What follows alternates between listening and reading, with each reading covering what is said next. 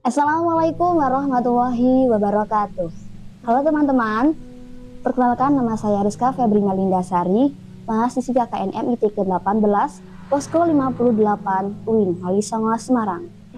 Kali ini kita akan mengungkap fakta yang menarik, yang tentunya sudah tidak asing lagi bagi masyarakat sekitar, di mana kita akan membahas tentang Muharram dengan mistisme dalam tradisi dan keyakinan masyarakat. Nah, pada podcast kita kali ini, tentunya bersama dengan narasumber yang spesial dan istimewa. Siapa lagi kalau bukan beliau, Bapak Muhammad Mahfud, selaku Ketua Badan Koordinasi LPK, Lembaga Pendidikan Al-Quran Kecamatan Gemuh, Wakil Ketua MWCNU Kecamatan Gemuh, Ketua Pimpinan Ranting di Desa Triharjo, dan juga Kepala Seksi Pelayanan Desa Triharjo. Nah, begini Bapak, pada pengetahuan saya, bulan Muharram yang juga dikenal sebagai Suro dalam budaya Jawa adalah salah satu bulan yang istimewa dalam Islam. Bulan ini termasuk ke dalam bulan yang suci. Muharram juga menjadi saksi berbagai peristiwa penting sejarah para nabi. Namun di Indonesia, khususnya di Jawa, tanggal 1 Muharram yang dikenal sebagai Malam 1 Suro seringkali dikait-kaitkan dengan berbagai mitos atau hal-hal yang berbau mistis, seperti larangan keluar rumah, menggelar acara pernikahan, membangun rumah, dan sebagainya. Padahal tidak berdasarkan pada ilmu pengetahuan maupun kajian ilmiah. Nah, bagaimana tanggapan Bapak Mahfud terkait akan hal ini? Dan kira-kira apakah ada masyarakat setempat yang mempercayai akan hal tersebut, atau ada kegiatan-kegiatan di masyarakat yang ada kaitannya dengan hal tersebut? Iya, sebetulnya benar yang tadi Mbak katakan, bahwasanya bulan Muharram itu adalah termasuk salah satu di antara 12 bulan Hijriah yang dimuliakan oleh Allah Subhanahu wa taala. Sebagaimana termaktub dalam Al-Qur'an surat At-Taubah ayat 9 yang berbunyi a'udzubillahi minasyaitonirrajim. Inna iddatash syuhuri 'indallahi isna asyara yauma khalaqas samawati wal arda minha arba'atun hurum. Yang artinya bahwasanya bilangan bulan sesuai dengan ketetapan Allah semenjak Allah menciptakan langit dan bumi adalah 12 bulan, dan ada 4 bulan yang sangat dimuliakan. Yang pertama adalah bulan Rajab, yang kedua bulan Dzulqa'dah, ketiga bulan Dzulhijjah, dan yang keempat adalah bulan Muharram. Yang kita terangkan salah satunya adalah yang bulan Muharram. Bulan Muharram adalah salah satu bulan yang dimuliakan oleh Allah Subhanahu wa taala.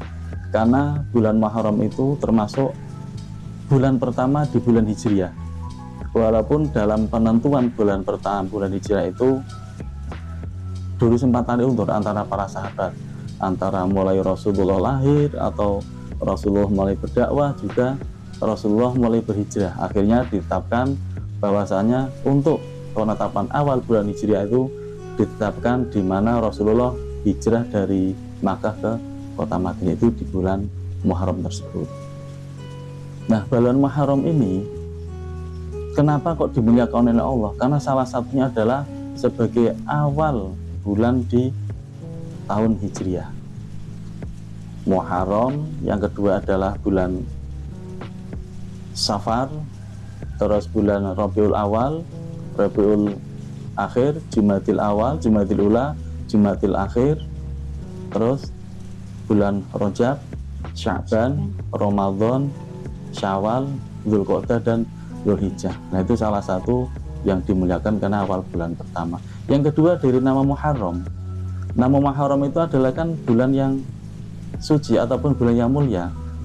Ada juga bulan yang diharamkan kegiatan hal-hal dulunya perang, sehingga ibarat sekarang di bulan Muharram itu orang sangat dilarang, atau kalau sekarang itu gencatan senjata, karena untuk memuliakan bulan Muharram ini.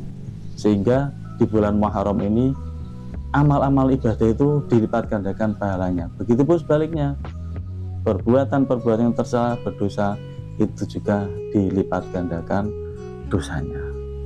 Yang ketiga, kemuliaan bulan Muharram itu karena ada sejarah-sejarah para nabi Allah yang mana sejarah itu sebagai peradaban kita umat Islam di sekarang ini. Jadi dari beberapa hal itu nanti bisa kita ceritakan tentang sejarah-sejarah itu juga. Juga di dalam bulan Muharram itu memang betul tadi saya ada bulan yang sakral, bulan yang istilahnya angker. Itu istilahnya karena kita sebagai orang Jawa itu ada kata-kata salah kaprah, tapi banyak digunakan. Maka dari itu sebetulnya kalau kita pandang dari segi-segi itu ya memang ada baiknya juga ada tidaknya, yang penting tidak bertentangan dengan norma-norma agama. Kita ulas dari satu persatu, misalkan tentang keutamaan bulan Muharram tadi sudah sampaikan karena ada dari termasuk bulan pertama di tahun Hijriah, juga dari nama bulan Muharram itu termasuk nama yang begitu islami di antara bulan-bulan yang lain di tahun Hijriah itu. Juga termasuk ada sejarah-sejarah para nabi yang menjadi peradaban Islam sampai sekarang, karena Rasulullah diciptakan Allah untuk menyempurnakan agama-agama yang dulu juga, sehingga banyak amalan-amalan yang dilipat gandakan di bulan Muharram ini berbeda dengan bulan-bulan yang lain. Untuk sejarah salah satunya adalah kita mengutip dari sejarah Nabi Ayub, kesabaran Nabi Ayub. Pada waktu itu Nabi Ayub adalah orang yang sangat kaya raya, bahkan harta bendanya itu sampai tidak ternilai, tidak terhitung sebagaimana banyaknya. Akan tetapi beliau tidak begitu mencintai hartanya, bahwa harta itu semata-mata hanya karena titipan dari Allah. Sehingga pada waktu itu Nabi Ayub itu dengan anak-anak yatim itu seakan menjadi orang tua mereka, menjadi pengayom mereka dengan memakai harta bendanya. Di kalangan para janda-janda ini, bukan janda muda ya, di kalangan janda-janda itu seakan-akan Nabi Ayub itu menjadi suami mereka, sehingga para janda-janda waktu itu sangat merasa seakan-akan ya kayak punya suami, karena segala sesuatu yang dibutuhkan itu dicukupi oleh Nabi Ayub. Sehingga para malaikat pada iri, begitu banyak harta benda, beliaunya juga sangat rajin beribadah kepada Allah, beramal apapun yang beliau miliki semua adalah untuk Allah semata. Sehingga bahkan pada waktu itu iblis pun tuh iri. Karena apa? Karena ketaatan dan ketekunan Nabi Ayub, sehingga pada waktu itu iblis minta izin kepada Allah. Waktu itu kan tidak ada hijab antara iblis dan Allah, itu bisa langsung komunikasi untuk menggoda Nabi Ayub. Tapi Allah menjawab, monggo silahkan, karena Nabi Ayub itu hambaku yang benar-benar mempunyai ketakwaan dan keilmuan yang cukup tinggi, sehingga selalu mendekatkan diri kepada Allah. Sehingga pada waktu Nabi Ayub sholat itu selalu dibisikin oleh iblis, tapi Nabi Ayub tetap kuat dengan komitmen dan keimanan beliau. Sehingga saking putus asanya iblis itu, dia menggoda dengan ingin mencoba. Pada waktu itu hidung dan telinga itu didamu bahasanya ya, lah ditiup.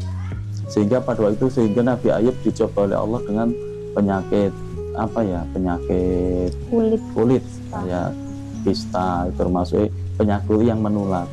Sehingga berjalannya waktu Nabi Ayub itu tidak disukai oleh masyarakat sekitar, padahal pada waktu masih kaya raya, masih belum diuji oleh Allah, itu sangat disegani dan dihormati oleh masyarakat dengan dicoba oleh itu. Tapi Nabi Ayub tetap masih sabar, tetap tekun, tetap melaksanakan apa yang beliau laksanakan waktu belum dicoba, belum dikenai penyakit kulit itu. Sehingga berjalannya waktu masyarakat pada jijik, sehingga diusir dari masyarakat tersebut, diasingkan. Padahal pada waktu itu Nabi Ayub punya istri 3, yang 2 itu tidak kuat menahan cobaan, minta cerai, cuma 1 yang masih setia. Sampai kapanpun saya akan tetap mendampingimu, wahai kekasih Allah. Beliau adalah bernama Rahmah waktu itu. Sehingga beliau diasingkan, dia itu yang sangat terpencil, mungkin kalau di sini ya di tengah hutan. Sehingga lama-lama tetap beliau beribadah dan istrinya tetap mendampingi, dan untuk kebutuhan sehari otomatis kan berkurang. Sehingga beliau datang ke masyarakat dimintai untuk menghutangi makanan, tidak memberi. Bahkan melihat perhiasan, masih ada perhiasan, kalau mudidon, Akhirnya dijual lah kalung itu untuk ditukar dengan makanan. Bahkan sampai perhiasan habis, sampai rambut itu dipotong karena rambutnya kan sangat indah. Itu Ibu Rahma itu istri Nabi Abdullah itu, sehingga dijual ditukar dengan makanan. Berjalan waktu tetap tidak menggoyahkan iman sedikit pun Nabi Ayub kepada Allah Subhanahu wa taala. Berjalannya waktu, akhirnya ibarat apa ya, di pengasingan itu kan karena saking kurangnya makanan sehingga Nabi Ayub itu ibaratnya badannya itu sampai rusak habis, tinggal kulit apa sama tulang, sampai belata apa ya, sampai apa itu badannya itu dihinggapi apa ya, coro sini belatung apa singgat apa bahasa Jawanya itu, ulat-ulat kecil yang menghabiskan badannya dengan penyakit kulitnya itu. Sehingga menurut cerita kurang lebih 18 tahun di pengasingan Allah memberikan wahyu, sangga ibaratnya Nabi Ibrahim minta doa kepada Allah, saking karena tinggal hati sama lesan, hati itu untuk selalu zikir pada lesan, untuk selalu mensyukur kepada Allah, sehingga itu pun mau dimakan oleh ulat itu. Sehingga Nabi Ibrahim saking tidak tinggal 2 yang masih utuh itu untuk ibadah kepada Allah, mau dihabiskan sama ulat-ulat kecil itu. Sehingga Nabi Ayub berdoa minta pada Allah bisa disembuhkan. Akhirnya Allah memberikan wahyu kepada lewat malaikat Jibril dengan memberikan 2 delima yang dari surga. Beliau disuruh makan lalu menghentakkan kakinya ke tanah, akhirnya muncul mata air yang hangat, dan itu untuk mandi beliau. Setelah makan 2 delima yang kedua, menghentakkan kaki kirinya, itu muncul mata air yang dingin untuk beliau minum. Sehingga kalau sekarang di hotel-hotel di yang orang-orang kaya ada apa itu istilahnya keran yang panas dingin, itu sebenarnya sudah ada dulu di zaman Nabi Ayub. Dengan beliau menghentakkan kaki kanan, keluar air hangat untuk mandi, menghentakkan kaki kiri, keluar sumber air dingin untuk beliau. Subhanallah, dengan setelah beliau mandi dan minum dari mata air tersebut, penyakitnya disembuhkan oleh Allah Subhanahu wa taala dan beliau kembali lagi seperti semula. Singkat cerita, lah kejadian itu berada di bulan Muharram. Ini sejarah peradaban kita untuk menteladani kesabaran Nabi Ayub, salah satunya itu. Sehingga selanjutnya dengan kemuliaan bulan Muharram itu kan kita juga disunahkan puasa. Lah puasa itu satu tingkat di bawah, keutamaan di bawah bulan Ramadan. Karena afdalu saumi sesuai sabda Rasulullah yang diriwayatkan oleh Imam Bukhari, afdalu saumi ba'da Ramadan adalah yaumu Muharram. Lebih utamanya puasa satu tingkat di bawah bulan Ramadan di bulan Muharram ini.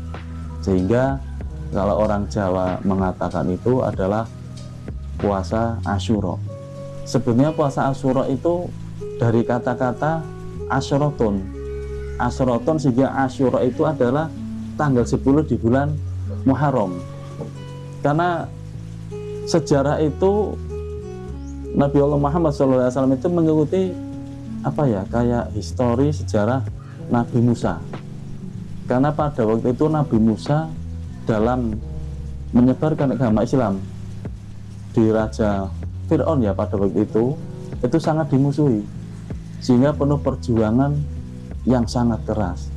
Sehingga suatu ketika Nabi Musa kan mau dibunuh bersama orang yang beriman. Bersama orang yang beriman selalu dioyak-oyak, selalu dimanapun selalu dicari, sehingga ada informasi bahwasanya pada hari itu Raja Fir'aun akan membunuh Nabi Musa bersama dengan para sahabat-sahabatnya. Sehingga para sahabat-sahabat telah dikasih tahu, diajak oleh Nabi Musa, siap beriman ikut kepadaku, sehingga ikut, ingin keluar dari negara tersebut. Dengan keluarnya Nabi Musa, Raja Fir'aun tinggal mendengar, sehingga Raja Fir'aun mengerahkan bala tentaranya untuk mengejar dan membunuh Nabi Musa. Dikejar-kejar, akhirnya Nabi Musa sampai di tepi laut. Istilahnya sekarang apa? ada laut merah ya. Nah itu di tepi laut, sehingga di situ Nabi Musa juga bingung. Wah, dari belakang sudah banyak bala tentara Fir'aun yang mengejar, di situ sudah nyampe di pantai pinggir laut merah. Nabi Musa bingung. Allah, karena termasuk Nabi Musa ada kasih Allah itu memberikan wahyu untuk apa ya? Membelah. Untuk bukan membelah, untuk apa itu loh? Tongkat yang dibawa untuk dipukulkan ke laut.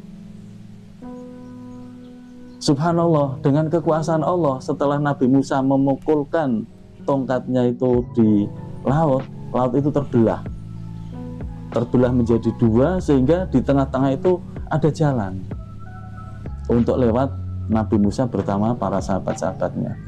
Subhanallah, sehingga Nabi Musa dan para sahabat-sahabatnya itu bisa melewati di laut itu dengan dibukanya air, laut menjadi dua, seakan menjadi jalan. Sehingga dengan bala tentara dengan para sahabatnya ikut langsung melewati laut tersebut dengan tidak tenggelam, karena laut sudah dibelah dengan tongkatnya berkat mukjizat dari Allah Subhanahu wa taala. Sehingga beliau dan para sahabat-sahabatnya tetap lari, dan juga melihat bala tentara Raja Fir'aun mengejar di belakangnya, tetap tanpa kendala tetap lari untuk menghindari itu. Sehingga pada waktu sampai di ujung laut yang di situ, bala tentara Nabi Musa itu keluar dari laut, dan bala sahabat-sahabat Nabi Musa itu sudah keluar dari laut. Bala tentara dari Raja Fir'aun itu masih di tengah laut. Akhirnya tongkat dipukulkan lagi, laut menjadi nangkep lagi dari belahan dua itu. Akhirnya bala tentara dari Raja Fir'aun itu mati tenggelam. Nah, kejadian itu juga terjadi di bulan Muharram, terutama di Asyura tanggal 10 di bulan Muharram.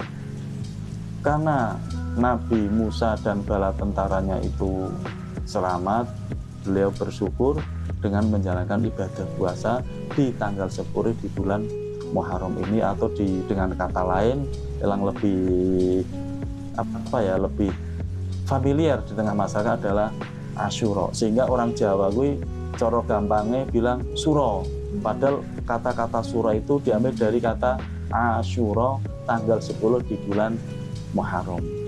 Sehingga di orang-orang Quraisy dalam dulu orang-orang pada waktu Nabi Musa itu menjalankan ibadah puasa karena selamat dari kejaran Fir'aun dengan bersyukur kepada Allah Subhanahu wa taala. Sehingga sekarang diteruskan oleh Rasulullah Muhammad SAW dengan satu hadis tersebut untuk disunahkan puasa di tanggal 10 bulan Muharram ini. Sehingga supaya tidak menyerupai dengan orang-orang Quraisy dulu, orang Nasrani Yahudi dulu, kan puasanya cuma di tanggal 10.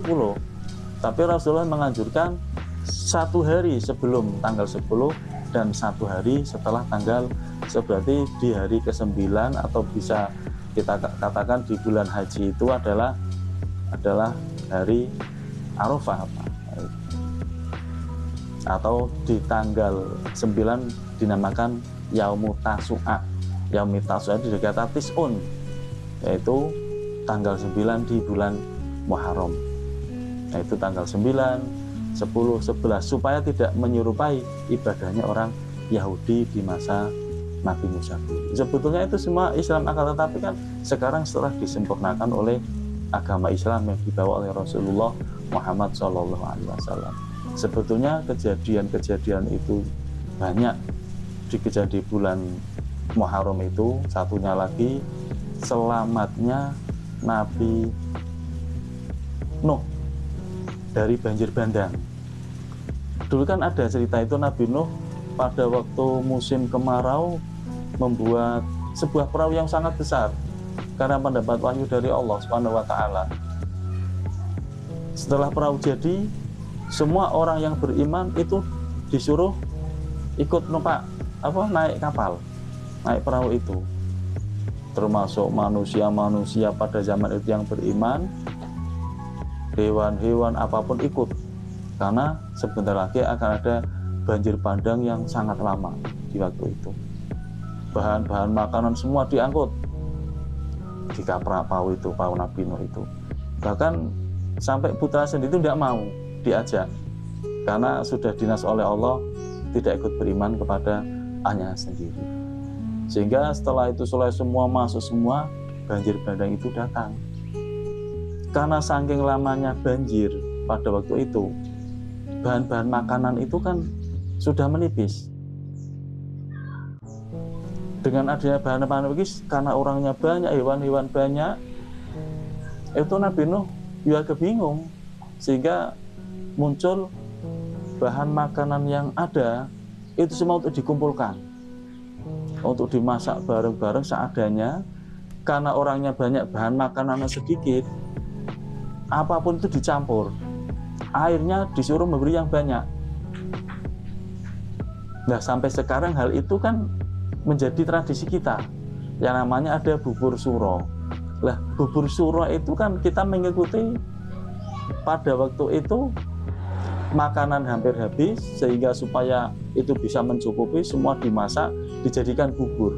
Ya isinya bubur ya macam-macam, lauknya tidak ada lauk yang khusus, apa adanya dicampur di situ. Sehingga masyarakat sekarang dengan tradisi malam 10 Muharram atau Asyura itu, malam Asyura itu membuat yang namanya bubur suro. Lah itu pun pada waktu perahu Nabi Nuh itu sudah mendarat, banjirnya itu sudah surut, itu kan terjadi juga di bulan Muharram, terutama di tanggal 10 bulan Asyura. Sehingga kadang-kadang masyarakat itu tidak tahu sejarahnya, yang penting melu agar tanggal malam 10 Asyura membuat bubur suro untuk selamatan. Tujuannya selamatan ya sama, biar terhindar dari mara bahaya, biar rezekinya menjadi berkah, diberi keselamatan keluarganya dan anak-anak. Itu tentang masalah bubur suro, bahasanya sejarahnya seperti itu. Kalau tadi yang untuk puasa itu kan kita mengikuti dari dulu Nabi Musa.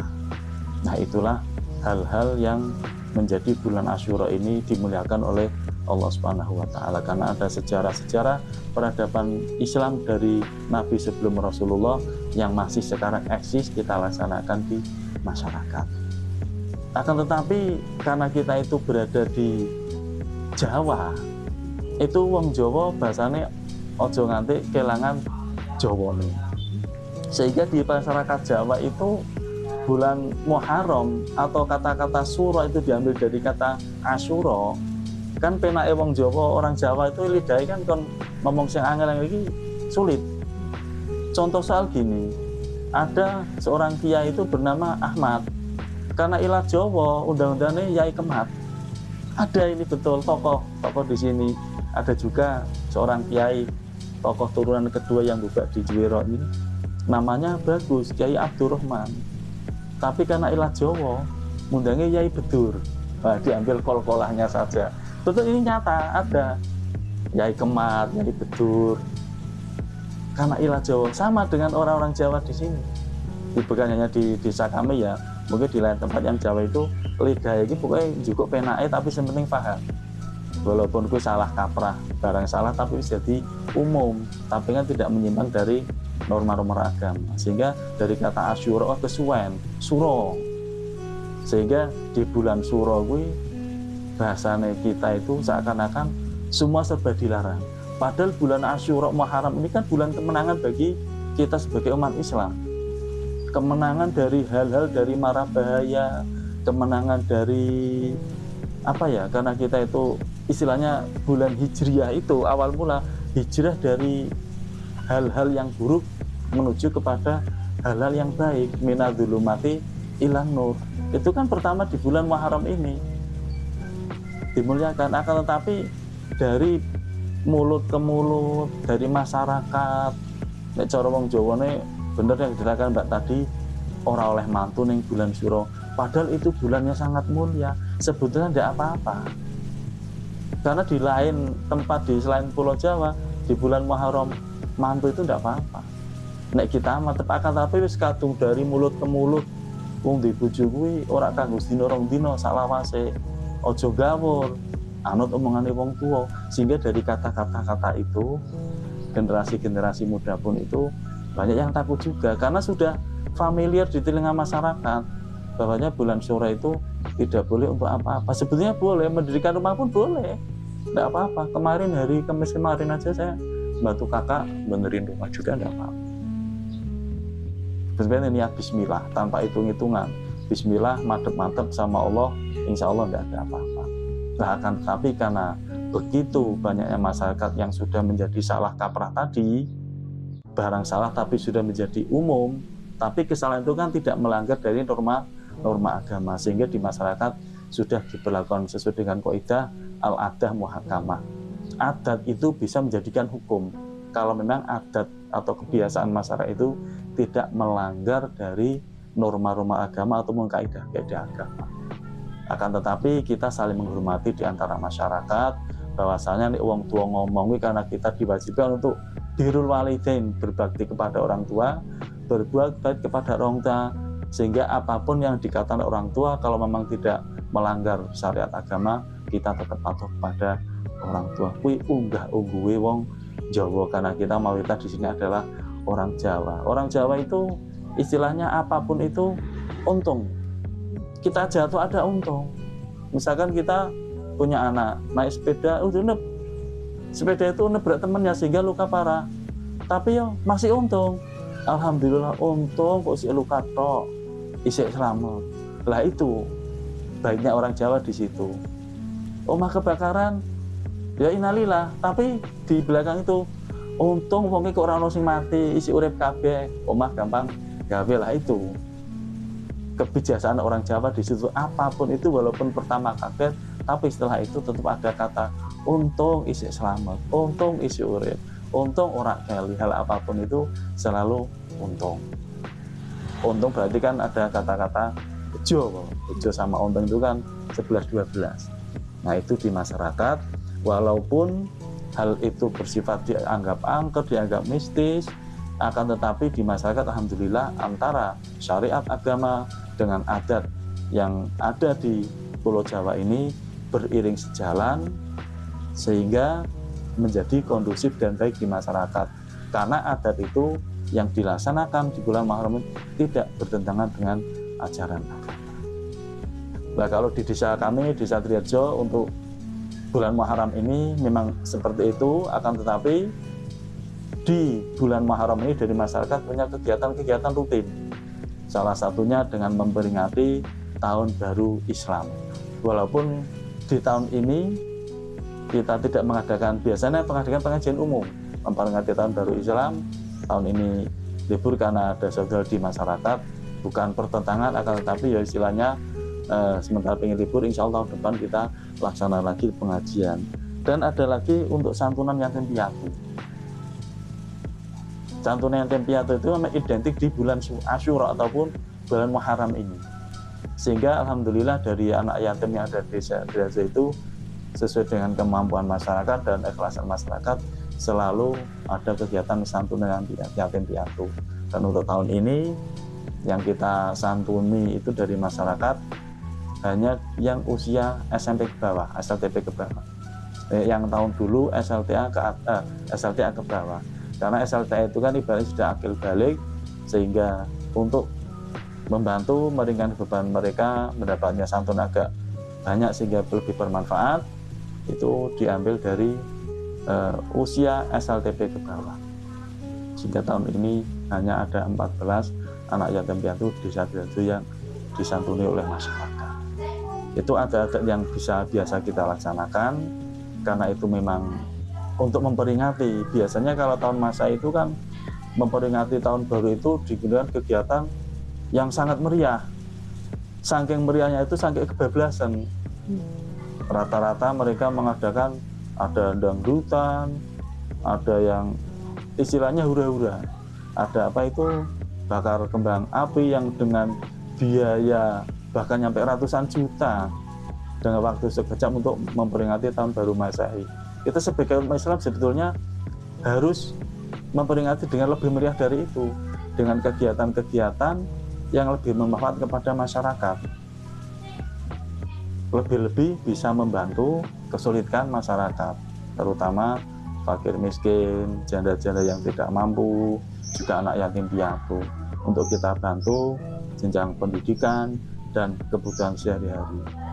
Lah itu yang belum kami bisa melaksanakan secara maksimal, karena memang untuk merubah image ataupun di masyarakat itu memang kita perlu kerjasama dengan berbagai macam pihak, entah itu dari tokoh masyarakat, dari pemerintah desa, dari tokoh pemuda, dan masyarakat sendiri, untuk merubah image atau message yang kurang baik, sehingga kedepannya itu bisa dilaksanakan dalam memperingati kemuliaan bulan Muharram ini bisa sesuai dengan yang kita harapkan, terutama dalam segi hal-hal ibadah itu.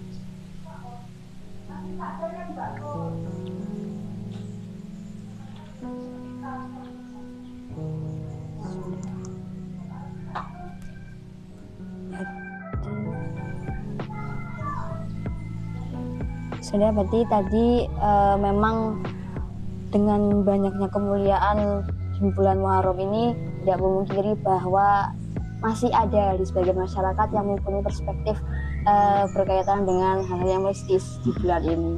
Namun kan kita bisa ambil contoh di Desa Triharjo, itu kan kegiatan-kegiatan yang dilakukan tadi banyak sekali yang positif ya Pak ya. Sehingga tidak menghilangkan adanya kita menghormati kemuliaan di bulan Muharram. Betul, soalnya kan kita lihat aja untuk pernikahan di bulan sore ini prai, alhamdulillah tidak ada orang mantu. Prai total untuk kegiatan di masjid, karena itu menghormati adat Jawanya. Kan tidak apa-apa, biasanya setelah ini kan ada lagi. Satu bulan penuh itu di daerah sini, khususnya Triharjo dan mayoritas di Kabupaten Kendal ini juga memang tidak berani istilahnya melanggar norma-norma adat Jawa itu. Semua di KUA itu libur menikahkan masyarakat di bulan Muharram. Nah, bagaimana tanggapan Bapak terkait dengan malam satu suro yang dikenal berbau mistis? Bahkan di sebagian masyarakat itu ada yang melakukan ritual adat Jawa. Kalau secara umum ya Mbak, malam satu sore itu sebenarnya secara umum itu sama dengan malam-malam yang lain. Perbedaannya memang ada beberapa masyarakat yang istilah adat Jawanya itu ada yang membuat selamatan di malam satu suro untuk menyambut tahun baru Islam itu. Tapi katakan tetap dalam malam satu suro. Tapi ada dari beberapa masyarakat yang tidak begitu banyak, di Desa Triharjo juga ada, itu yang selalu mereka ngopeni, nguri-uri adat Jawa dengan istilah ngubah gaman. Lah memang ngubah gaman itu dilaksanakan oleh orang-orang tertentu yang istilahnya orang tua yang masih nguri-uri adat Jawa. Istilahnya orang tua itu dikatakan apa ya, biasanya tokoh masyarakat, ataupun yang lebih kerennya istilahnya kayak orang menghap itu dinamakan dukun lah itu. Mereka masih ngopeni pusaka-pusaka Jawa, sehingga seminggu sebelum di malam satu suro itu mereka berpuasa dengan niat puasa sunnah. Setelah puasa selesai di malam satu suro itu mereka pada mengadakan kegiatan ritual ngubah gaman. Lah ngubah gaman itu ngubah gaman itu dengan air yang sudah diberikan doa-doa, juga dicampuri dengan 7 macam bunga, istilahnya kembang pitu. Ada Jawanya seperti itu masih dilakukan oleh sebagian masyarakat. Tapi secara umum itu sama dengan malam-malamnya lain, akan tetapi di malam satu suro memang digunakan banyak untuk bertakarub dan ibadah kepada Allah Subhanahu wa Ta'ala. Nah, baik. Berarti dapat kita ambil kesimpulan bahwa bulan Muharram ini tentu memiliki banyak kemuliaan ya. Betul. Karena selain tadi termasuk ke dalam bulan yang suci, bulan Muharram juga menjadi saksi sejarah para nabi tadi, Nabi Musa, Nabi Nuh, Nabi Ayub. Dan ketika kita ambil perspektif masyarakat, contohnya di Desa Triharjo ini kan walaupun mereka memang sebagian ada yang percaya, tapi tetap mengisi dengan kegiatan-kegiatan yang positif. Kegiatan keagamaan. Ya, keagamaan. Nah, sebelum kita tutup, mungkin ada yang ingin disampaikan dari panjenengan untuk masyarakat sekitar. Nah, harapan dari kami selaku tokoh masyarakat di Triharjo, monggo dengan datangnya bulan Muharram ini adalah sebagai tahun baru Hijriah di dalam agama Islam. Marilah kita sambut datangnya bulan Muharram ini dengan selalu meningkatkan amal ibadah kita. Karena sesuai dari apa yang disiapkan para ulama, itu kita hari ini harus lebih baik dari hari sebelumnya. Dengan datanya bulan Muharram ini, marilah kita tingkatkan amal ibadah kita, kebaikan kita, apa-apa yang berbau positif di masyarakat, supaya kita termasuk menjadi golongan orang-orang tahun ini lebih baik dari tahun yang sebelumnya, supaya kita menjadi golongannya orang-orang yang beruntung karena hari ini lebih baik dari hari sebelumnya. Tahun baru Muharram ini 1446 Hijriah ini semoga menjadi tahun lebih baik bagi kita semua, meningkatkan amal ibadah kita, meningkatkan kebaikan kita, supaya menjadi orang-orang yang beruntung di sisi Allah Subhanahu wa Ta'ala. Ya, terima kasih atas ilmunya Bapak, luar biasa sekali. Sekian, wassalamualaikum warahmatullahi wabarakatuh. Sampai jumpa. يا من صليت بكل الأنبياء، يا من في قلبك رحمة للناس، يا من ألفت قلوبا بالإسلام، يا حبيبي يا شافعي يا رسول الله، بأمي وأبي فديتك سيدي، صلاة وسلام عليك يا نبي حبيبي.